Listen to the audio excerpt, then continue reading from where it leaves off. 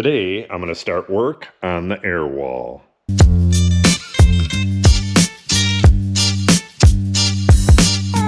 I'm calling this the air wall because I'm going to have my Oneida dust collector mounted up there and a plenum right there. And I'll have my Puma air compressor mounted right here with filter bags right above those. But before I can mount the Cyclone and move the compressor over there, I need to get my 3/4 inch BCX ply skin on the wall and do a little bit of wiring, frame in the door, etc. So let's get started by moving this stuff out of the way, and I'll have to bring the shop vac over here. It's over in the tiny house. Bring the shop vac over here, get this cleaned up, and we'll start with the layout.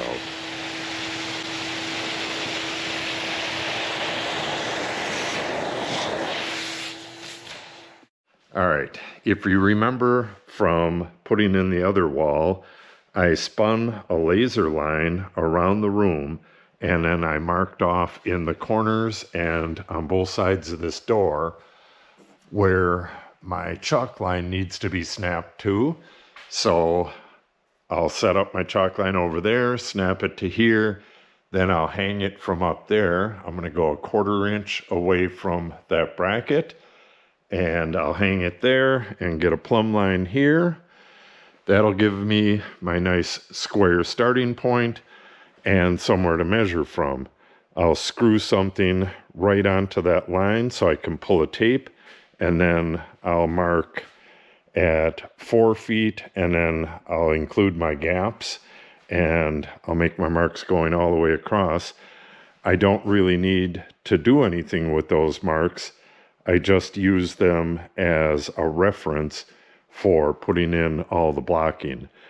Once I get all that done, we're just going to put all that blocking in this wall and the beef ups for the dust collector. Once that's done, then I got to put a jamb in the door here, finish the electrical stuff. Then we can start putting wall panels on this.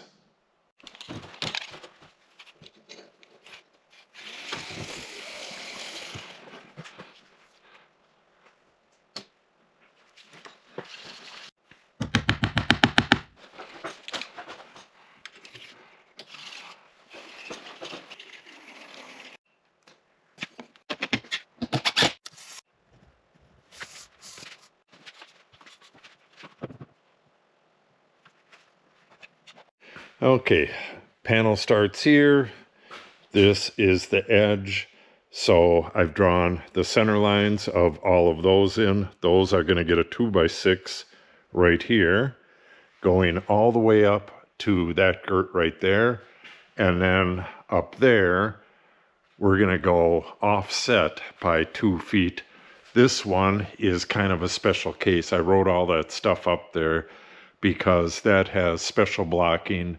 Well, that is special blocking within the wall for the supports for the dust collector. And we'll get into more of that in a bit, but I need the dimensions between here and here. These are all going to be just a little bit different, but if I go across this whole thing and it's all within a 1/16 or so, that's good enough. I'll just take the biggest dimension and cut an entire row to that. And then after I get the pocket screws in, I can trim them just a tiny bit on the miter saw. I'm going to have to open the door. Miter saws, well, you know that. Miter saws are just the sloppiest tool in the world. And I have some stuff that I think is going to take care of that. This vacuum right here, this is a 2-stage vacuum. It's got a bag and it's got a secondary filter. So I'm planning on making that into a 3-stage by adding a little Cyclone to it. And that's going to be dedicated just to the miter saw. And for the most part, I'll be just using that to rough out lumber as I'm starting the process of breaking it down and stuff. Again, we'll get into that in a little more detail at a later date. I have to go around the door as well.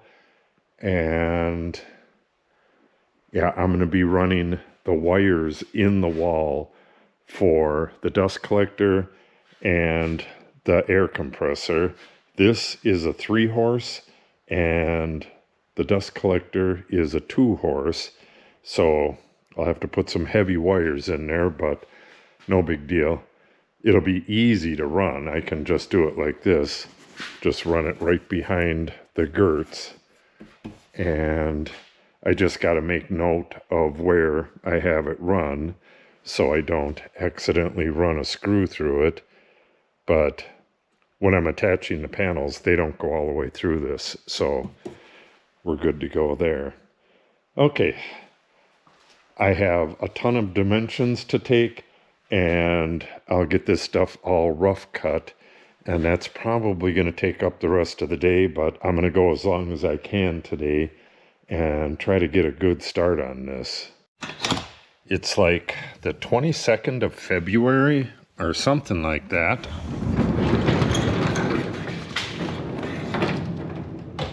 And it's about 50 degrees out here. Really lucking out on that. So I think there's 40 pieces. This is the door. We got a longer one going across the top. And then most of the rest are 2x6. But this end right here in that corner, that's 2x4. I had picked up some lumber for this, but then I was thinking I got cutoffs all over the place that are going to be perfect for that. These are a little over 12 inches for that upper row. Everywhere else, they're right around 18 and a half. So I got all this and all this to go through first before I hit the stack here. I may not even hit this stack. So let's get this stuff cut and we'll see how far we get on that pocket screwing. With 40 pieces like that, we're going to be putting 6 pocket screws on each. So it's going to be a long night here, and we'll be doing this tomorrow as well. So let's get going.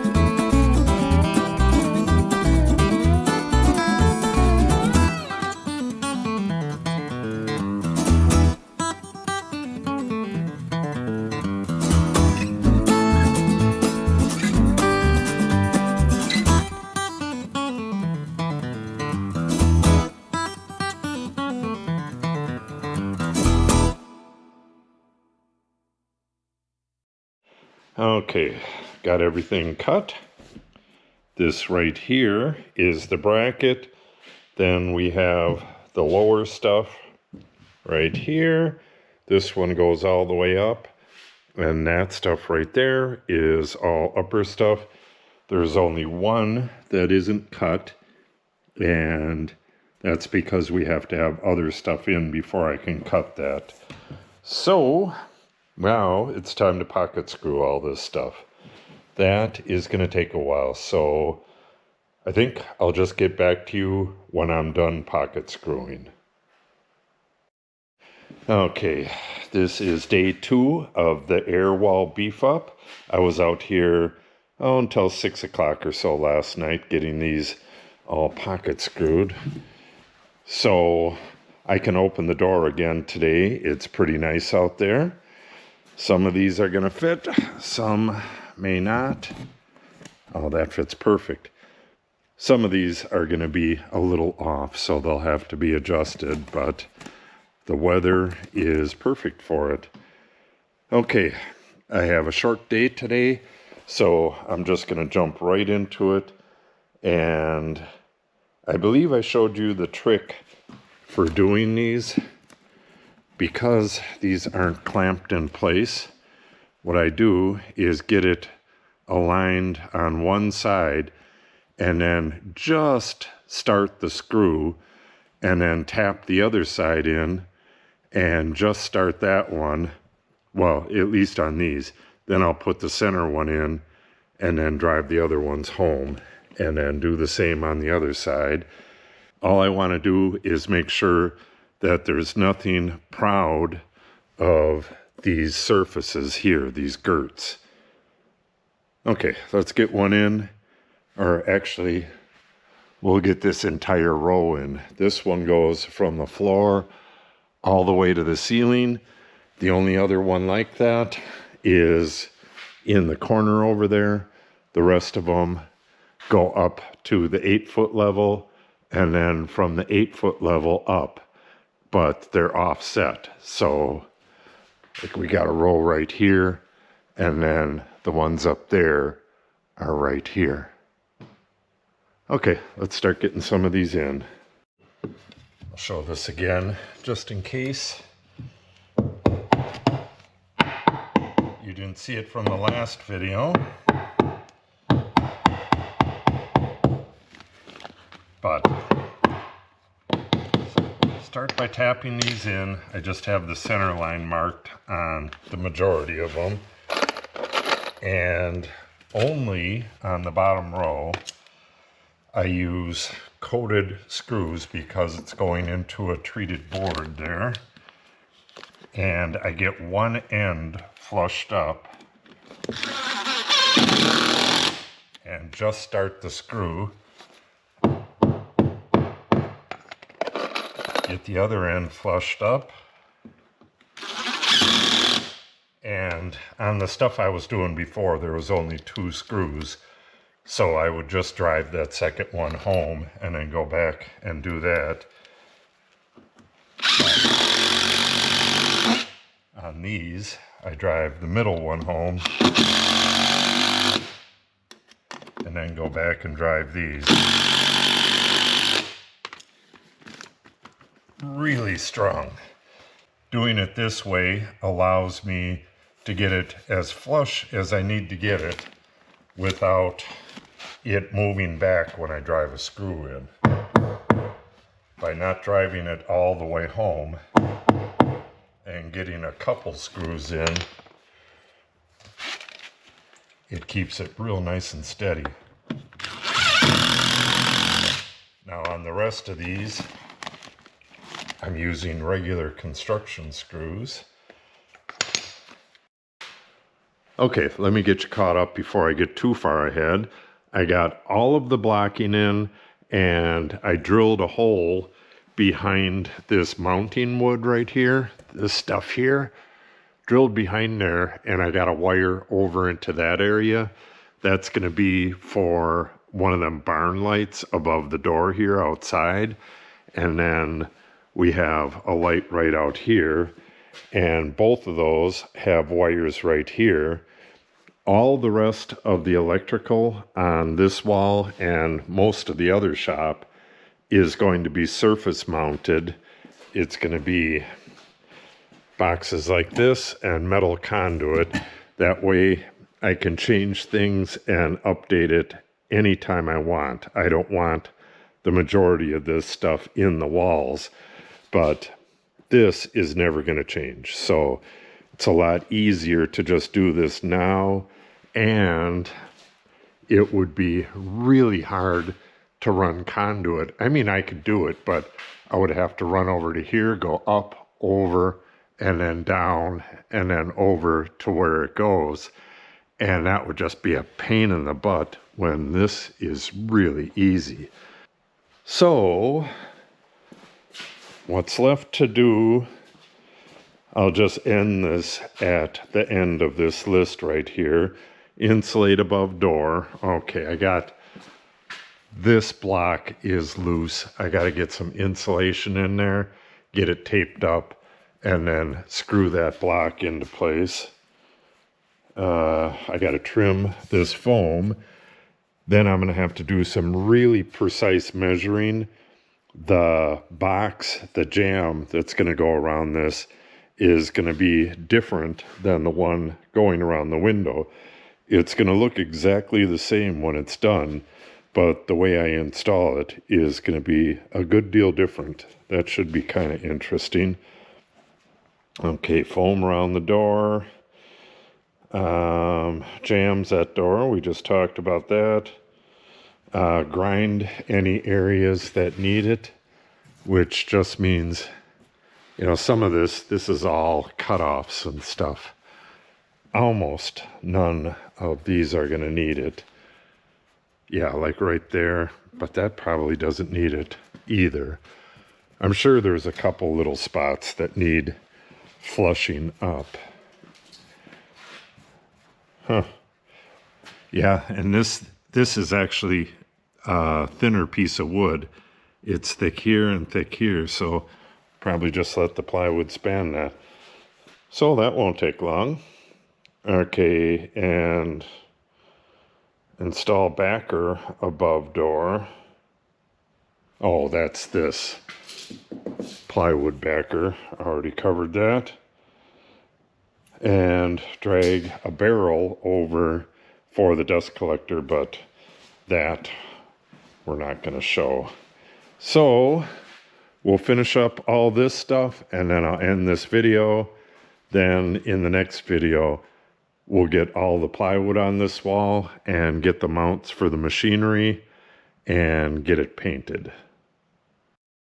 Okay, I got this foam trimmed off the door. That actually took quite some time, but now that it's off, I remember some of the problems with this door.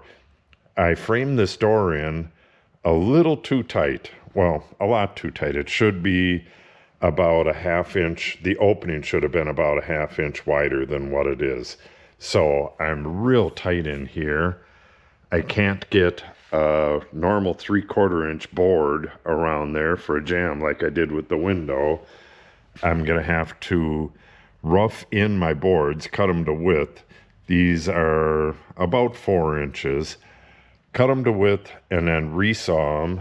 The only thing I have to resaw is the tape. Well, that's basically my only tool out here is the table saw. Everything else is 220 and I'm not wired up for that yet.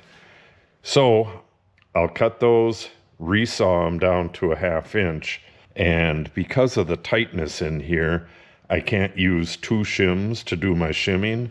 So what I'll have to do is cut a whole bunch of shims of different thicknesses and then take my piece of wood. I'm going to have to measure my 1/4 inch in. Yeah, I'm going to be right there. I'll probably go a little less than a ½ inch with that. All it is dressing. The strength is right here. So I'm going to attach my jambs. I'll attach one and then I'll put one in here and I'll put one in tight at the top. Yeah, I'll go up to here and here with the sides and I'll shim the top down tight against that. I won't make a box and then install it like I did with the window. Yeah, this is going to be a little bit difficult.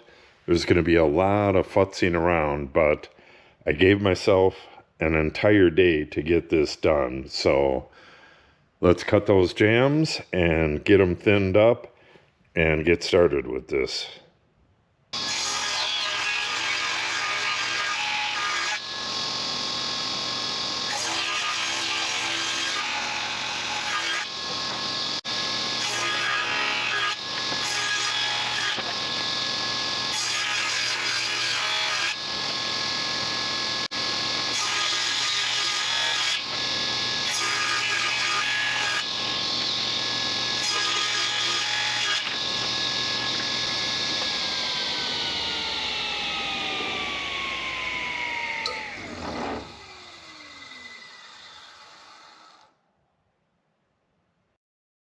Let me show you this before I get too far ahead of myself. I have all of these different shims that are different thicknesses, and it goes from, I believe this is 5/16 down here, and it goes all the way to 1/16 up there.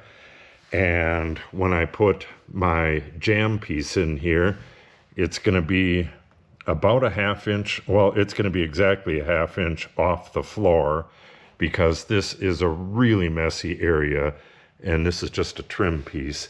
So I don't want a trim piece on concrete to start with because it'll rot, but it's in an especially wet place, so it'll rot really quick. So I'm going to nail through all of these, and then I'm going to nail right into the wood. It only comes up to right about here. I'll nail right into the jamb there. I didn't put any in here. Well, I got the one here, but let me show you how I did that.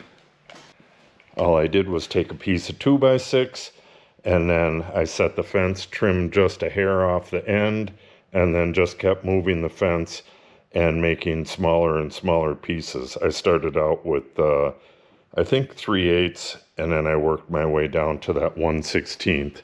They're sitting over here. So I'll take one of these, bring it over there, and I have a little sample piece, so I can just put it up there and eyeball it and see if it's correct. This one is actually not correct. I'm going to move that. That'll go upwards a little bit. But once I get this one done, I have my little portable compressor all ready to go and my Senko nailer. I took the jamb pieces and coated the bottoms with copper coat, which is the same treatment that treated wood has. These will last forever just by coating that little bit on the bottom. It's never going to get wet up here. It's probably going to get wet down here and there. And one last thing, all I do is grab a piece and set it on a little line that I put there, cut it. That gives me a 3.5-inch piece, and I start fitting it and see if it's going to go in there. On this side, the fatter ones are going to go towards the top, and then it tapers down to nothing at the bottom like we talked about before. All right, this side should go really quick, and I'll get both of the sides in, and then I'll show you what I'm going to be doing with the top.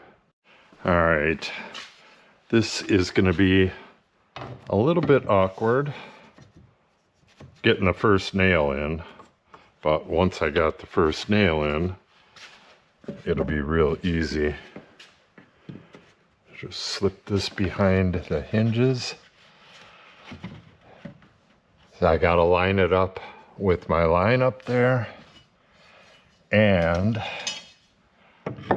I gotta get it flush with the face, and I gotta make sure that I nail through my shims.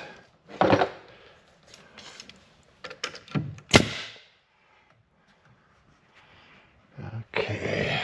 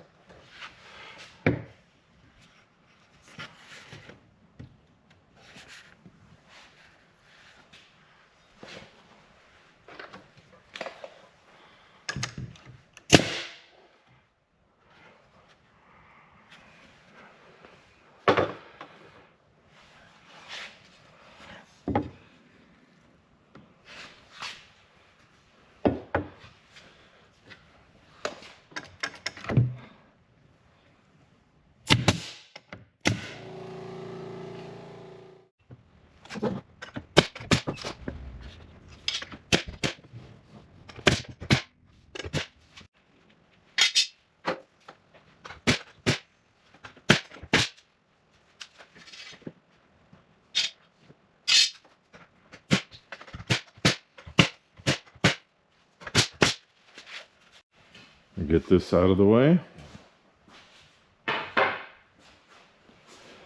Okay, last piece. This top piece was not resawn. Doesn't need to be, we've got plenty of room up there.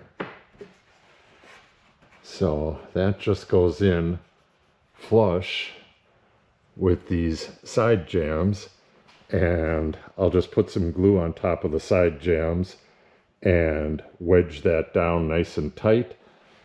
Let that dry, and the center needs a little bit of wedge there, and then I'll just nail it up right through the wedge, and that'll do it. Then I'll get in here and foam these edges And then I think that's real close to being it. I'll have to check my list, but I do need to clean up here and get things all tidy. And with any luck, we'll start getting going with the panels tomorrow.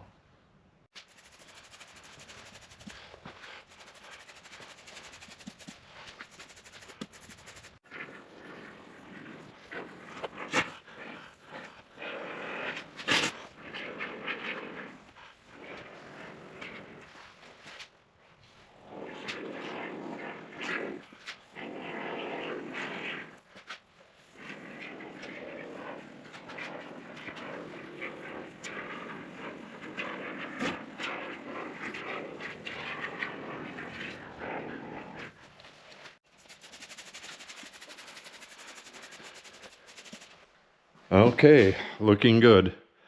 I'm gonna let this stuff dry for a little bit. We'll see how. Ooh, not bad. I put this stuff in about a half hour ago and it's pretty darn dry already.